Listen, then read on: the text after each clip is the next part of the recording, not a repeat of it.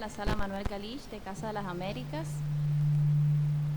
para inaugurar el 10º Coloquio Internacional La Diversidad Cultural en el Caribe, que hemos nombrado Archivos y Memorias, Descolonización al Caribe. Si ven, han visto la imagen, las variaciones de la imagen en los materiales del evento, en el cartel que está a mi espalda, en la pantalla, y quería, pensando un poco en esta imagen, comentarles algunas cosas. Si se fijan, es una caja de entomólogo en donde la fragilidad de una mariposa está fijada con pretensión de eternidad. Pero en esta caja las mariposas semejan papel.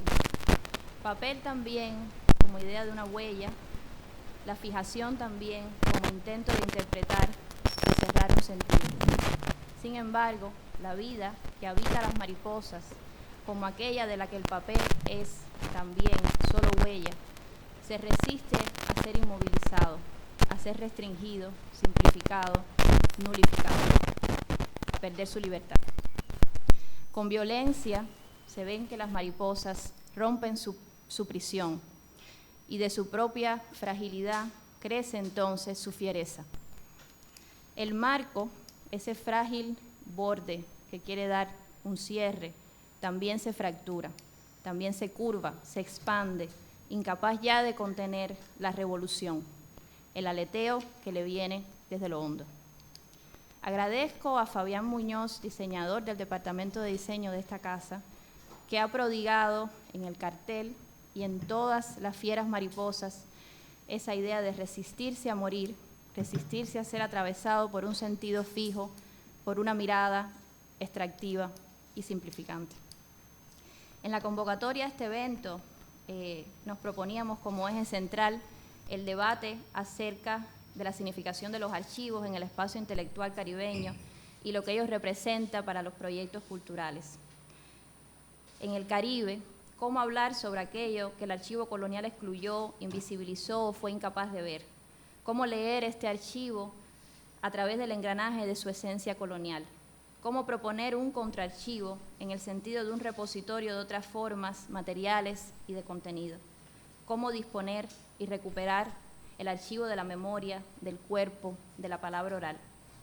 Cuando se archiva, se construye y se limita a la vez el sentido posible de ese archivo, lo cual legitima e incorpora una particular narrativa sobre el pasado. Los archivos, como dijera el antropólogo haitiano Michel Roth-Trouillot, ayudan a seleccionar las historias que importan. Es necesario un proceso de descolonización para dar nacimiento al archivo caribeño, que asimile intrínsecamente su variedad de soportes y locaciones. De igual manera, y nos interesa en este coloquio, hay que dar prioridad al proceso mediante el cual se crean archivos efímeros en su materialidad, pero perennes en esencia, mediante la memoria afectiva, como alternativa a la fragilidad intrínseca o forzada de los espacios y medios tangibles. Hoy, en que se cumplen 130 años de la caída de José Martí en Dos Ríos, patriota caribeño, muerto de cara al sol en un paisaje insular, comenzamos en esta inauguración desde Haití y desde nuestro presente, desde su revolución y desde nuestro futuro. Urge pensarnos desde y con nuestros archivos, desde las huellas en que entendemos y proponemos nuestra imagen como pueblos, como naciones, como identidades y también como familias. Urge reflexionar sobre el pasado y las formas en que se nos ha dado y también en que se nos ha velado. Tenemos un deber de memoria y tenemos una necesidad de archivo. Tenemos también una responsabilidad con las vidas dignas de duelo, con las marcas de su presencia, conformante de nuestro presente y nuestro futuro. Yo tengo un amigo a quien lo acompañaban sus muertos. Ante los árboles que acogían el reposo de sus esencias, mi amigo se sentaba en silencio y comunión cada día. Pero mi amigo también conspiraba y alzaba su voz estentoria, luchaba y fracturaba el borde, el marco de la opresión, con su aleteo inquebrantable de fiera mariposa. Mi amigo Didier Dominique, amigo de esta casa y de Cuba, murió ayer. Sin embargo, su vida como los árboles de su casa familiar, queda enraizada, reposa en nosotros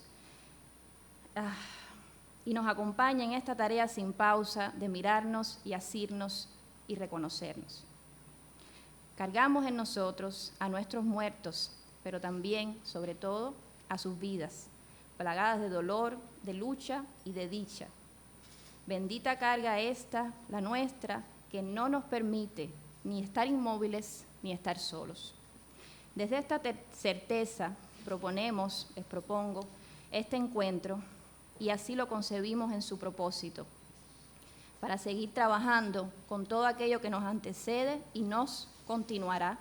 Esa es la utopía desde esta casa y en este Caribe. Muchas gracias.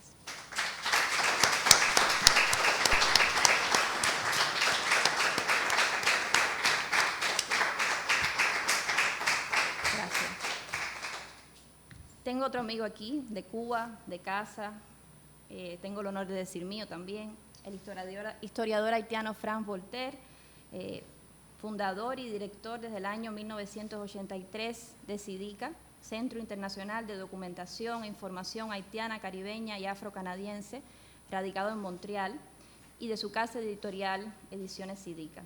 Frank, intentar resumir en esta presentación, que no lo voy a hacer, todo su largo camino de vida, lo que está haciendo y lo que sigue haciendo y seguirá, no me es posible. Quiero cederle la palabra, solo digo que es documentalista, que es un archivero de corazón, que es un hombre de la relación. Frank es un hombre de cruces, de conectar a todos con todos, y gracias a eso y a su tremenda humildad y curiosidad, lleva un centro como CIDICA desde el año 83, y me complace mucho que haya accedido a estar aquí con nosotros, a ofrecer la conferencia inaugural, y le cedo la palabra. Muchas gracias, Camila. Tengo que saludar primero a un viejo amigo que no he visto desde algún tiempo, a Abel Prieto, a Emilio Jorge, a Félix.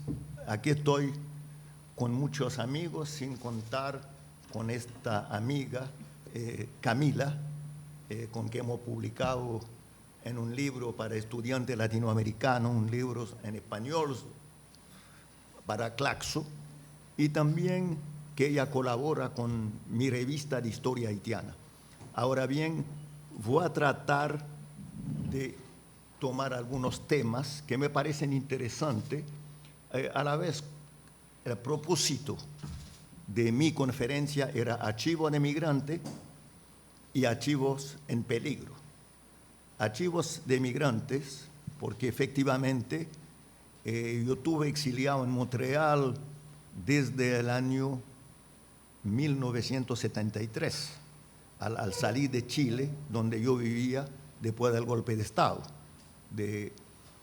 Y desde entonces Montreal ha sido un poco, aunque he ido varias veces a Haití. Yo me acuerdo cuando Emilio Jorge trabajaba sobre su libro Guillén y Jacques Roumain, estableciendo esta relación muy particular y muy importante entre Nicolás Guillén y Jacques Roumain. Y entonces he estado dando vuelta entre los dos, pero la creación del centro fue a principio para abordar el problema de archivos de migración.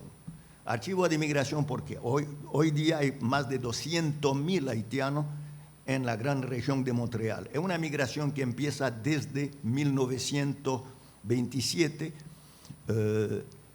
y uno buscando en los archivos, porque en la época yo enseñaba en la Universidad de Quebec, en Montreal, uno no encontraba casi ningún elemento de información. Así que empezamos a pensar cómo constituir un archivo de la migración y cómo preservar a la vez la memoria de la migración, a la vez no tanto para simplemente constituir este archivo material, es decir, que era, cuando se habla de material, mucho material efímero, porque eran grupos políticos, estábamos en exilio en aquella época, durante la dictadura de Duvalier, cómo conseguir preservar una parte de la memoria, como al mismo tiempo constituir una biblioteca que no solamente sería haitiana, pero también caribeña, porque para nosotros era muy importante pensar a la vez en lo que se podía llamar la patria chica, Haití, y a la vez, yo diría, la patria grande, porque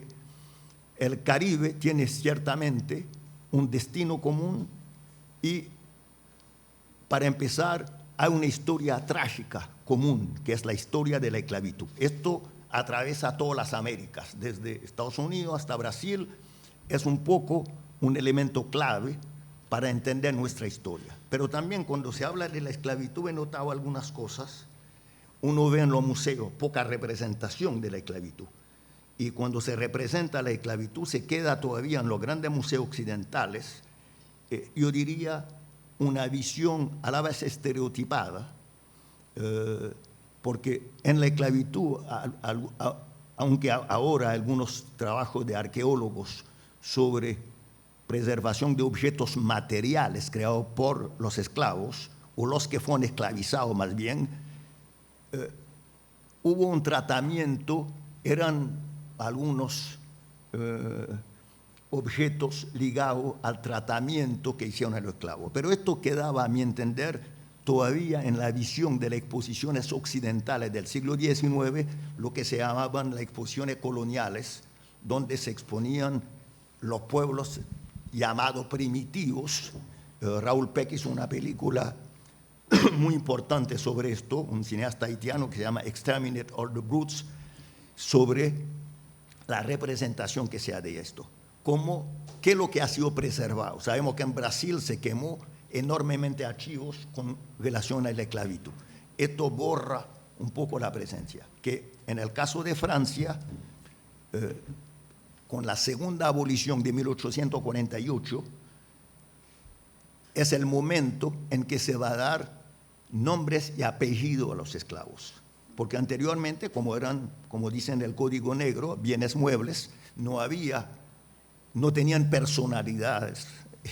Y entonces no había nombre de familia, no había, porque eran propiedades de los dueños de plantación. Así que en aquel momento se empezó recientemente, en 1848, a documentar, porque aquí los registros de Estado Civil tenían que registrar, no como ciudadano, en 1848, en Guadalupe, Martinica, San Martín, Guyana, eran sujetos franceses. Entonces tenían que darle un nombre y un apellido en los registros. ¿Qué es lo que se salvó en Haití? Muy poco, porque hubo destrucciones masivas durante incendios, terremotos en la capital, donde se conservaba una gran parte de los archivos. Así que yo creo que la cosa de documentar la esclavitud, de crear un archivo, permite un discurso sobre, yo diría, recuperar parte de una historia. Y estoy viendo en Canadá, donde fue un historiador que no pudo hacer carrera en la provincia del Quebec, señor Marcel Trudel, que fue el primero en documentar la vida de esclavos en el Canadá francés, porque la narrativa era que no había esclavos en el Canadá francés por la temperatura, por esto, pero él fue el primero en documentar esta esclavitud. Creo que es un problema importante cómo plantear, no solamente recuperar esto, yo diría la memoria, se han hecho trabajo antropológico en los centros religiosos, en los templos religiosos de religiones afroamericanos, cómo recuperar entonces esta memoria, cómo documentar esta memoria y cómo representar esta memoria, porque es importante, yo diría, para nuestro futuro, para los futuros de los jóvenes y de la infancia en un mundo globalizado, en un mundo, hemos visto lo que está pasando en Estados Unidos actualmente, donde el presidente actual decide, en el Smithsonian, decide eliminar prácticamente colecciones enteras. Lo hemos visto en toda Europa, discursos que tienen sus raíces, por ejemplo, en Francia, donde había un proyecto de ley sobre los bienfaits, los beneficios de la colonización. Hay entonces cada vez más discursos revisionistas sobre lo que fue el proceso de colonización. Creo que es importante recordar esto, pero vuelvo porque para mí, nosotros en el Caribe hemos visto dos momentos muy importantes. Primero, la colonización que acompañada en las bajas tierras tropicales de todo el continente de la trata de esclavos, de proceso de esclavización que dura en Haití hasta 1804, en Cuba 1880, en Brasil 1888, Estados Unidos 1865, lo que significa que todavía estamos pagando el traumatismo de lo que fue. Traumatismo no solamente para los descendientes, que algunos de nosotros somos de este fenómeno, pero también para todas las sociedades. Bueno, segundo lugar, tenemos desde los años, yo diría, fenómeno que masivo es de la migración. Migración hacia recientemente, después de la Segunda Mundial, hasta las metrópolis caribeños de West Indies hacia Londres, Toronto, Montreal. Los franceses habían hecho incluso en los años 60 el Boumidom, que es migración masiva de martiniqueños guadalupanos hacia Francia,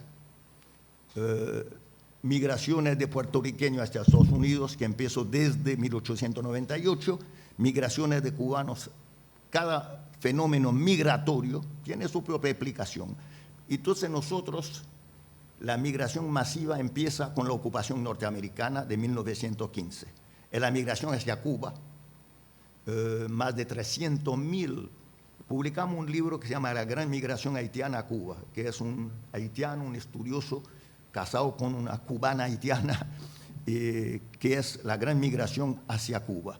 Pero también está la migración hacia la República Dominicana, fuente de problemas actuales, y no es por que cuando se decidió cuando el gobierno dominicano decidió yo diría eliminar todos los haitianos o descendientes de haitianos, y inventaron algo que es un poco muy extraño, ¿no? Que los haitianos que habían nacido en 1929 en República Dominicana, firma el tratado definitivo de la frontera, eran en tránsito. Un tránsito un poco largo, a mi parecer.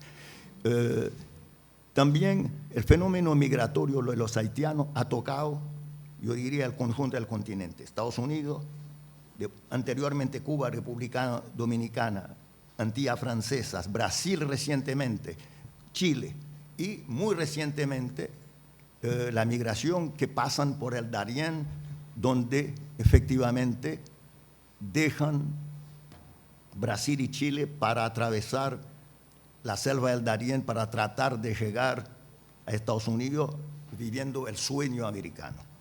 Ahora, para nosotros que estamos en Canadá, ¿cómo documentar esta presencia? Tres momentos. Uno fue un trabajo de historia oral. En términos de trabajo de historia oral, fue tratar de hacer entrevistas en profundidad y guardarlos. Es un proyecto que hicimos con la Universidad Concordia. Fueron más de 40 que llegaron de exiliado político. ¿Y esto cómo abordar este?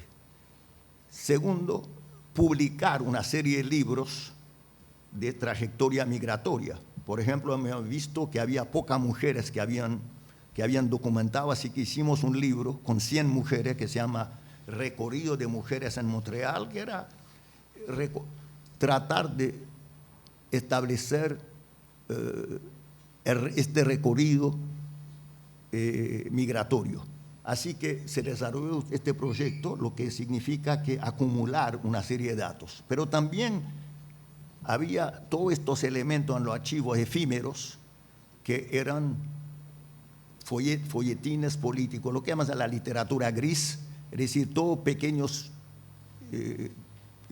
revistas efímeras que no habían sido registradas en la Biblioteca Nacional allá.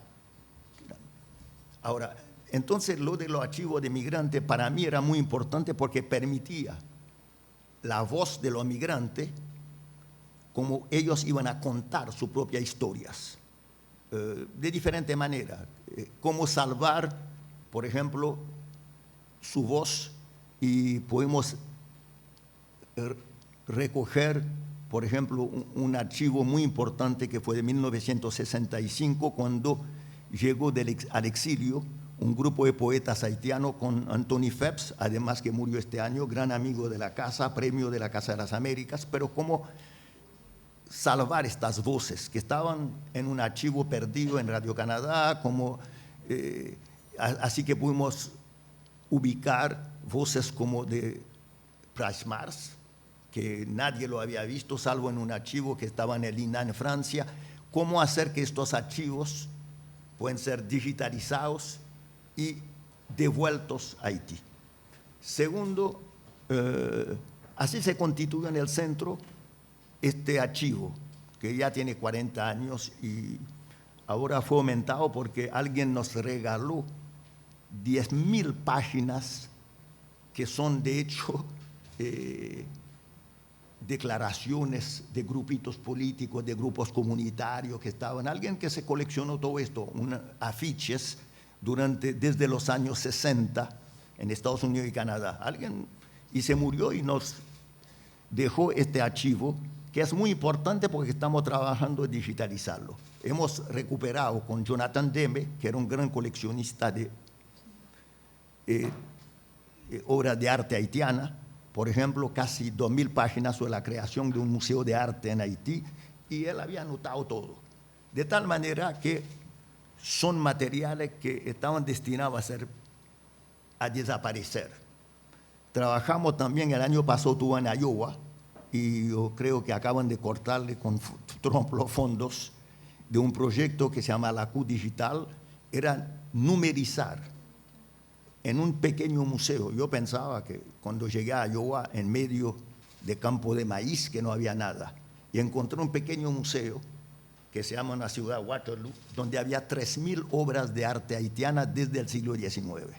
Eran coleccionistas, y después supe que, porque cuando llegué al campus, dijo, en medio de ninguna parte, ¿no? En medio del campo, había este campus maravilloso, muy lindo, Green Hill College, pero es un campus que estaba financiado por el fundador de Microsoft, porque sale de este lugar. De tal manera que, como ahora, con, yo diría, la posibilidad tecnológica que hay, preservar estos fondos. Cómo preservar, por ejemplo, este proyecto de música haitiana.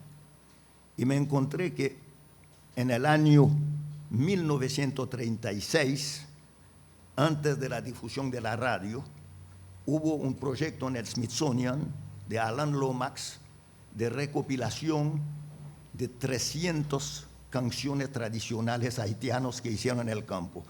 De tal manera que hoy día, puede ser que en Cuba lo haya, pero yo creo que es segundo lugar en el Caribe donde hubo esta colección que después se desarrolló. Gage Averill, un canadiense, hizo un libro recogiendo lo que llama A Day for a Pray, A Day for...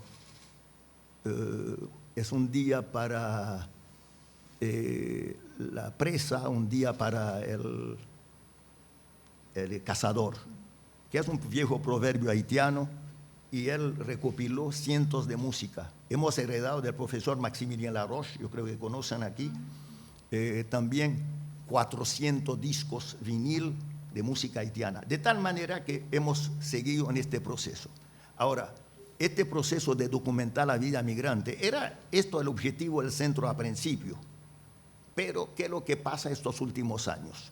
Con las pandillas que se han desarrollado en la capital, que es un país muy centralizado en torno al Puerto Príncipe, con la destrucción, porque es un fenómeno totalmente inédito de grupos de pandilla que destruyen escuelas, colegios, centros culturales, bibliotecas, hospitales, que queman todo. un poco, es una imagen apocalíptica. Y entonces nos transformamos casi en un sucursal, sin quererlo, a principio de la Biblioteca Nacional. De tal manera que los estudiantes, a través de Internet, pueden tener acceso, aparte, yo diría, de la biblioteca haitiana del siglo XIX al siglo XXI. Porque, por una casualidad, Gallica en Francia y la Biblioteca Nacional de Francia, que está en París, y también la biblioteca en Aix-en-Provence, que es la biblioteca Moreau de Saint-Méry, había digitalizado todo lo que se había publicado en la época colonial, de tal manera que está preservado este archivo. Pero hay una amenaza real de archivo en peligro. En Haití ha sobrevivido actualmente una sola biblioteca, la otra la pudieron salvar, pero no está operacional, que hay una sola biblioteca, que es la biblioteca que fue establecida en 1860 por unos curas y un sacerdote de origen alemán que era un sabio, que es la de San Marcial. Por ejemplo, hemos entrado con un proyecto con ellos de digitalizar, porque toda la zona, Biblioteca Nacional, Imprenta Nacional, es imposible entrar ahí, no se sabe qué va a pasar con la Biblioteca Nacional, pero ha sido un trabajo de preservación, primero del diario oficial, 1843, hemos numerizado hasta 1970, lo que significa un proceso de preservar este periodo. Y creo que una hora de preservar algunas revistas que hemos empezado, las revistas culturales, algunos le hemos puesto en D-Loc, en Florida, para tener una mayor difusión para investigadores, pero nos encontramos en un proceso ahora cómo preservar lo que llamo esta memoria del pueblo haitiano, porque hay una amenaza real de destrucción de esta memoria a través de pandillas, pero yo tengo, para no ser muy largo, porque estamos, yo diría, en un conversatorio, más bien, que me acuerdo de esta embajadora norteamericana, que era representante de Naciones Unidas, que había empujado hacia lo que llamó la unificación de las pandillas. Fue declaración abierta, se le pueden encontrar, Hélène Lalim era la embajadora en aquel momento. Me parece muy importante hoy día tratar de preservar esta memoria, de preservar, porque si no, se borra todo. Se borra todo. Es decir, uno sabe lo que ha pasado con las civilizaciones mayas cuando se destruyeron la élite cultural maya. Uno sabe qué ha pasado en la historia con en otras dimensiones, es decir, no queda casi nada. Yo creo que son 40 documentos de los merovingios, porque escribían sobre papyrus y el papyrus tiene 40 años de vida. Es decir, cómo preservar la memoria y cómo hacerla accesible para jóvenes, para la otra generación, porque si no, no se trata de preservar una cultura para una generación, sino para transmitir a otra generación. Hemos tratado a veces, por ejemplo, hicimos un esfuerzo con una película que el narrador es Daniela Ferrier, es un documental que hicimos sobre cómo contar la historia de la revolución a los jóvenes haitianos de Montreal, a través, efectivamente, un narrador que era Dani, que es un documental que hicimos con la Universidad Laval. Otra cosa que con exposiciones, cómo contar la historia de Haití, cómo contar la historia de la capital, Puerto Príncipe, que está desapareciendo. Es decir, los puntos de referencia, hoy día 80% de la ciudad está ocupado por pandillas, y cuando llegan queman todo. Es un poco un suicidio. Es eliminar la memoria y la historia, de tal manera que tabula rasa, uno se va a encontrar con una situación muy problemática. Ahora, yo no quisiera continuar, pero prefiero que pasamos a una conversación con ustedes. Sí, cómo no. A mí me gustaría saber, cuando usted habla de la migración a Cuba, ¿cuál fue el asentamiento en nuestro país de esos haitianos emigrantes? En el trabajo que hizo Alex Beland, el asentamiento fue primero yo diría hay dos migraciones. Hay la migración durante la Revolución. Durante la Revolución de Haití, la Revolución haitiana, se establecieron casi, se habla de 10.000 colonos que eran a la vez colonos franceses, pero ya criolizados.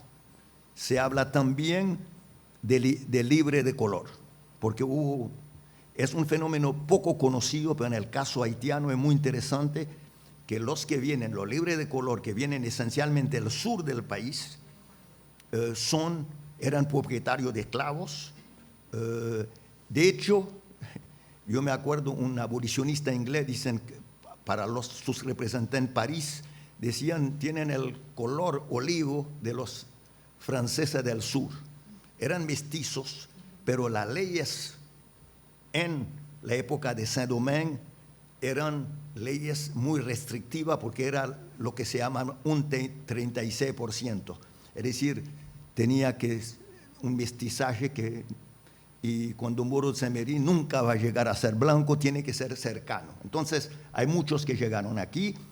Después de 1809, muchos, los que no se habían naturalizado español, se fueron a Luisiana, donde jugaba un papel muy importante en la guerra de 1812. Ahora, esta migración, uno ve, hay una plantación todavía, yo diría museal, que es la isabélica que uno ve. Nosotros hicimos un documental sobre esto que se llama del cafetal a la tumba francesa. Uno puede analizar porque hubo una tercera parte de la gente que emigraron, eran esclavos domésticos. No esclavos del campo porque estaban en rebelión. Ahora, esta migración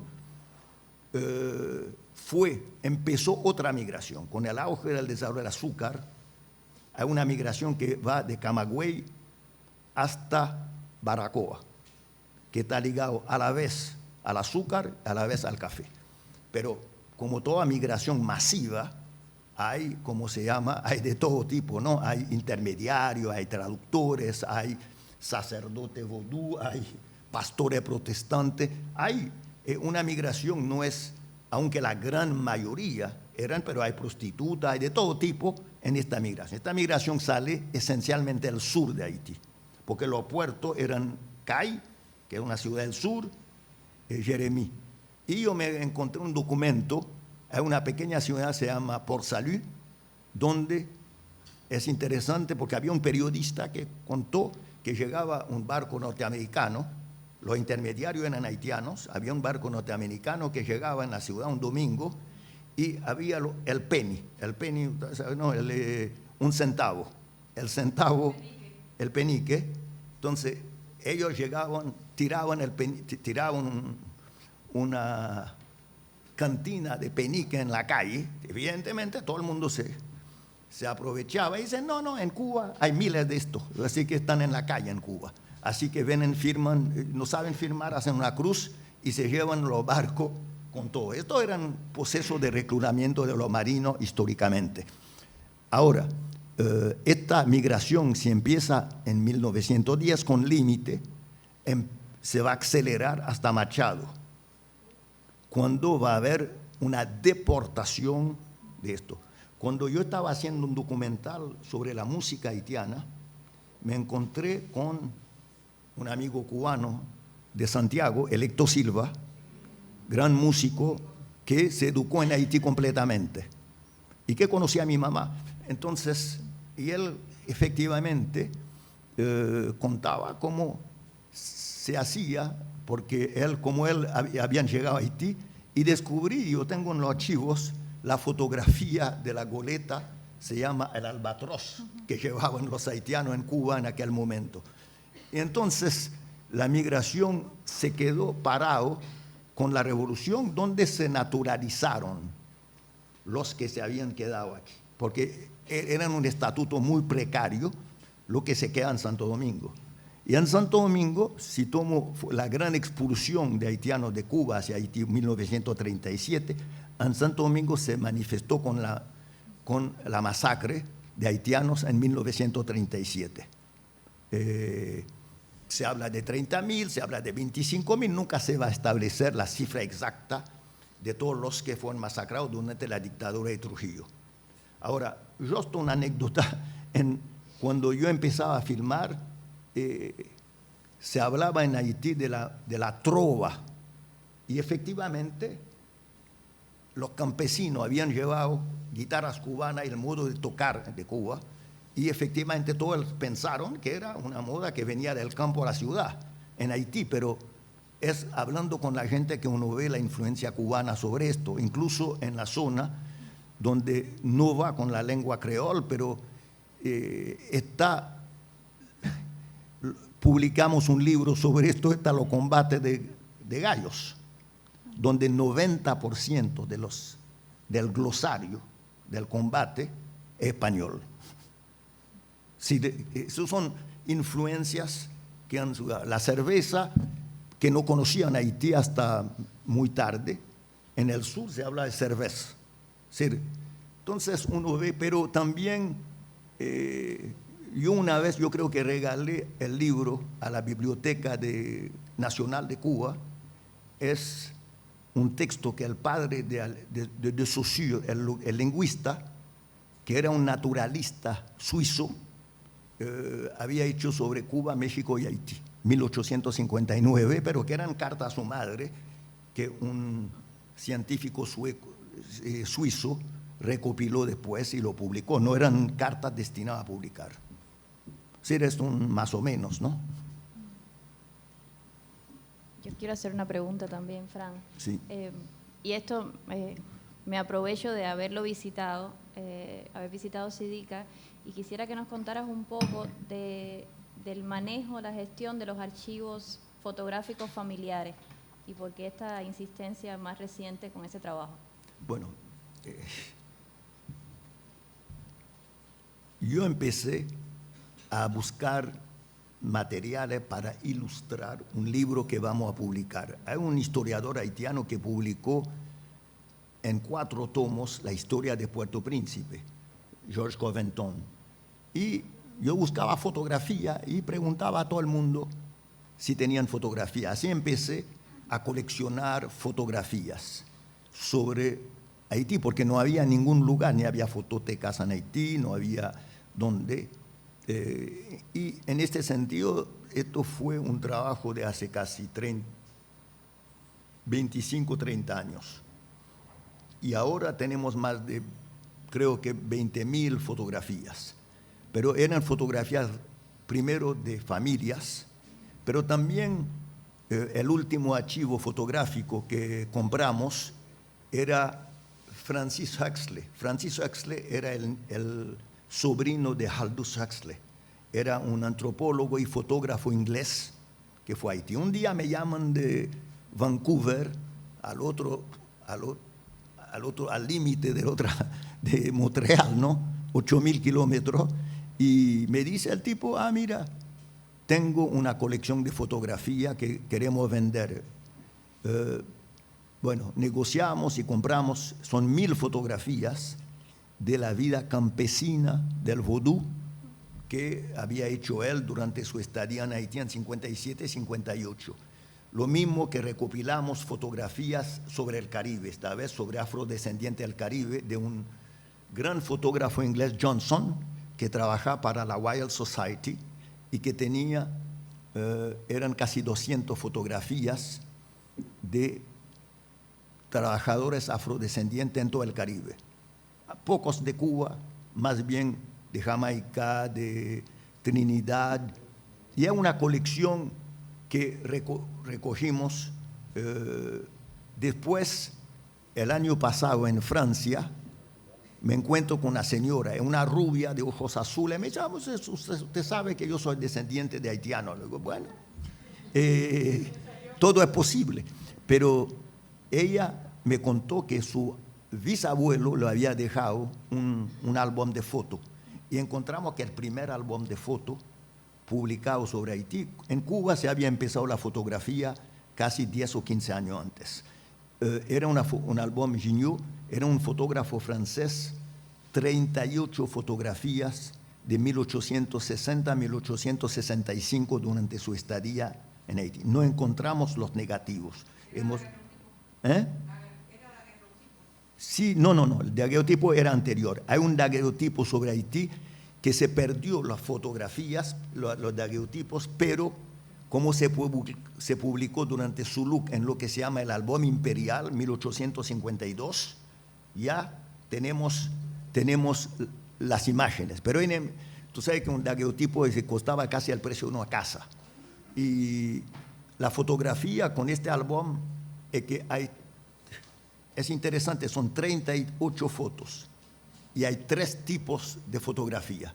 Hay una que cuando la fotografía sale, amblotipo sale en la calle. Es decir, puede fotografiar con aparatos la calle. Entonces tenemos imágenes que han desaparecido, por ejemplo, de Puerto Príncipe, del campo, todavía son fotografías, por ejemplo, el Palacio Nacional desapareció con una explosión, otro con incendios, pero también hay fotografías de la vida cotidiana en la calle.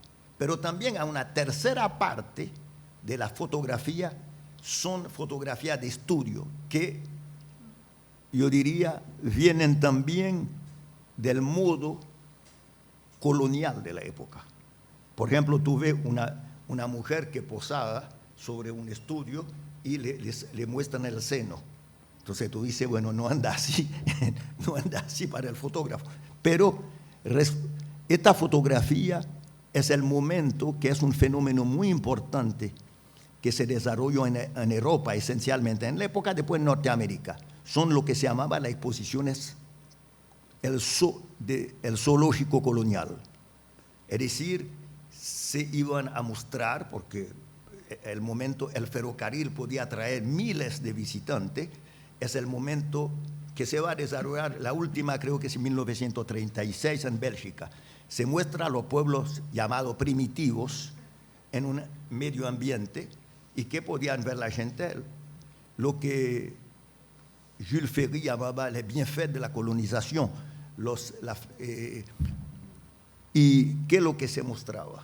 Se mostraba, por ejemplo, un grupo al lado de leones, pero separado para mostrar cómo el proceso civilizatorio habían transformado a la gente.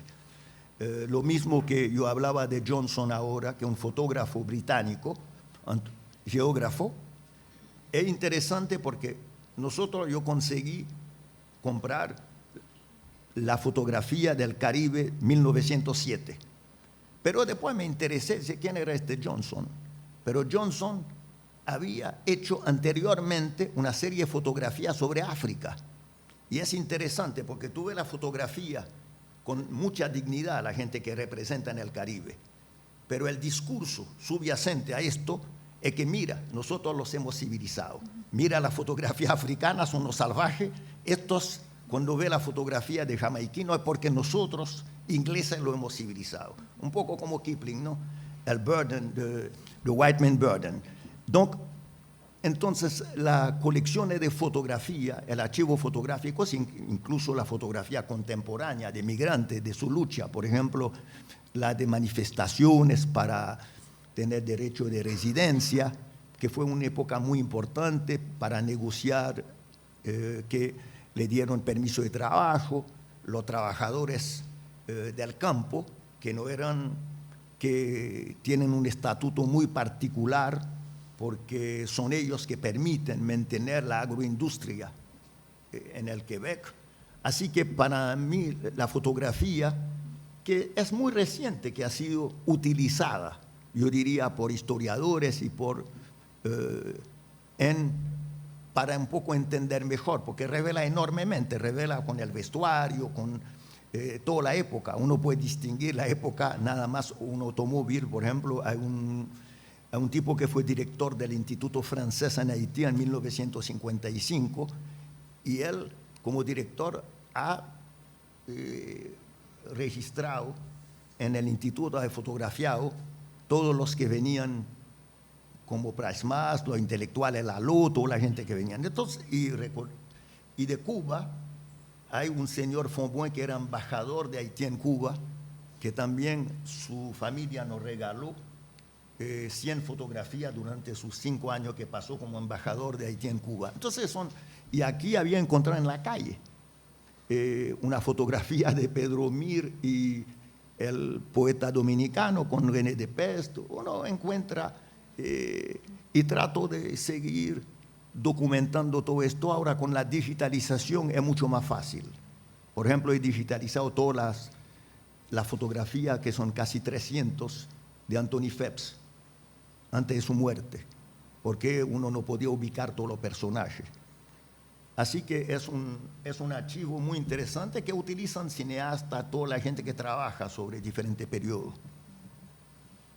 Sí, y un lugar también donde las familias pueden saber que lo que han conservado puede quedar para la posteridad, que no se va a ir cuando se vaya el último ancestro, ¿no?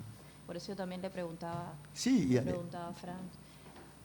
Si alguien tiene una pregunta, por favor, levante la mano, no, sin mayor protocolo. Sí, Sí.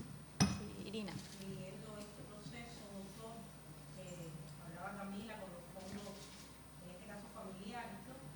Yo estoy pensando en este proceso de la preservación de la memoria y esta revalorización de la historia.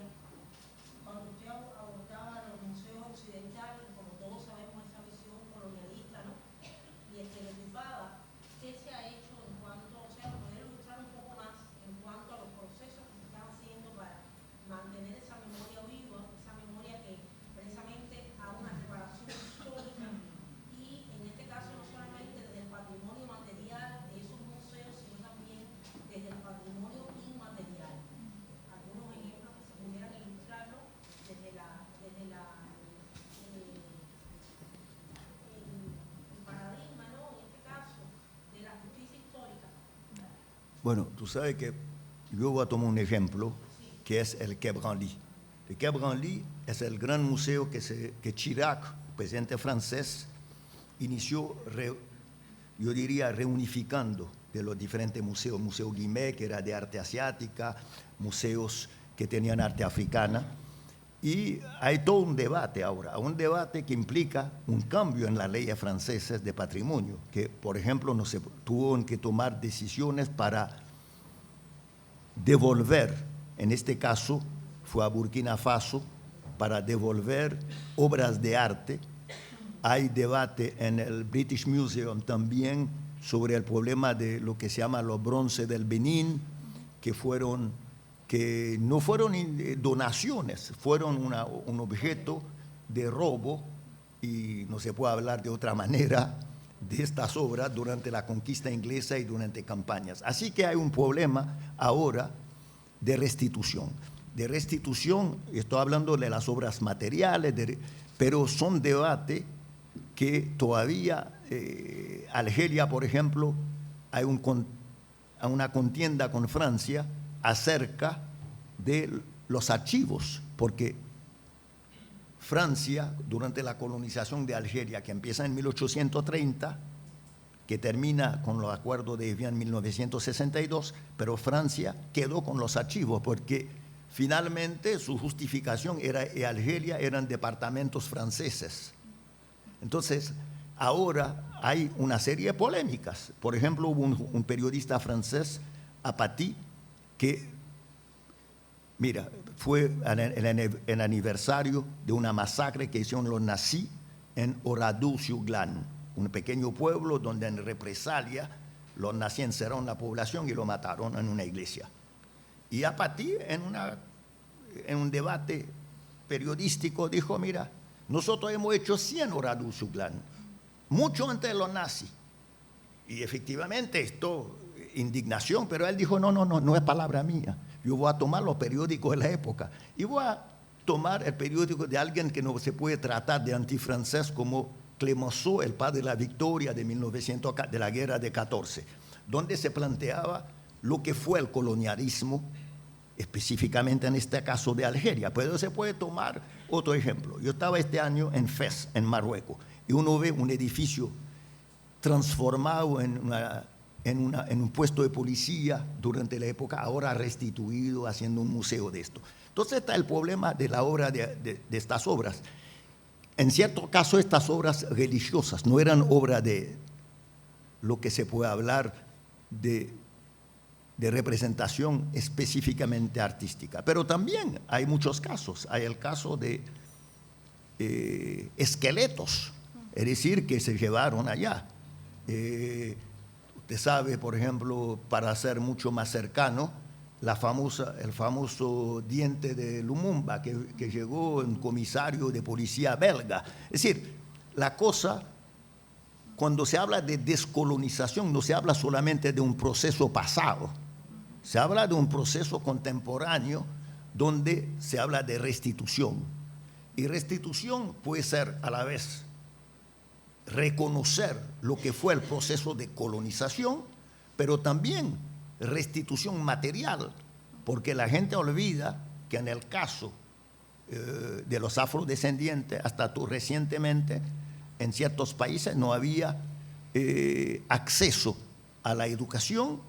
Esto no solamente durante la época de la esclavitud, que era una cosa que puede ser condenada a muerte si tú aprendías a leer, pero también muy recientemente con el proceso de segregación. Hay el problema de robo de obras materiales. La Iglesia Católica en 1941 empezó en Haití un proceso que se llama rejeté en creol, pero rejeté significaba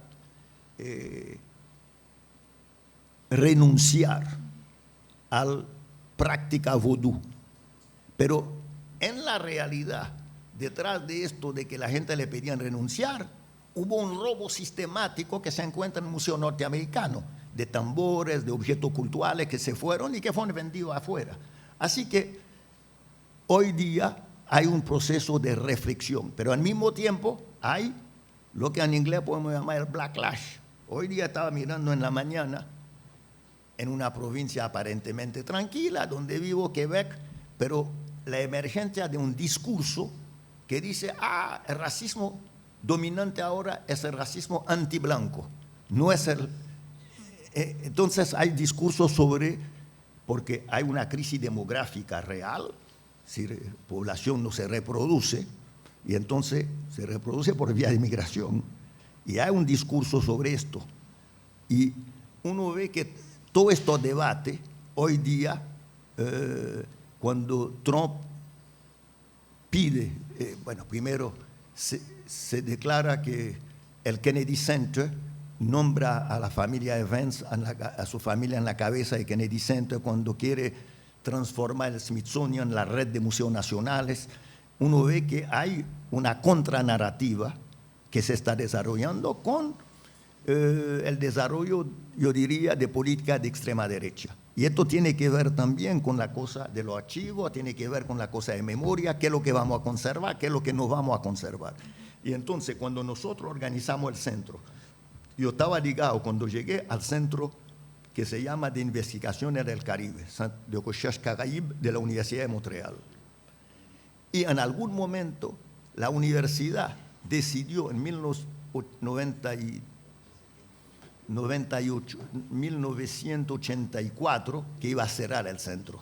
Lo sabíamos, así que decidimos hacer otro centro para prolongar todos los trabajos que se habían hecho en este centro.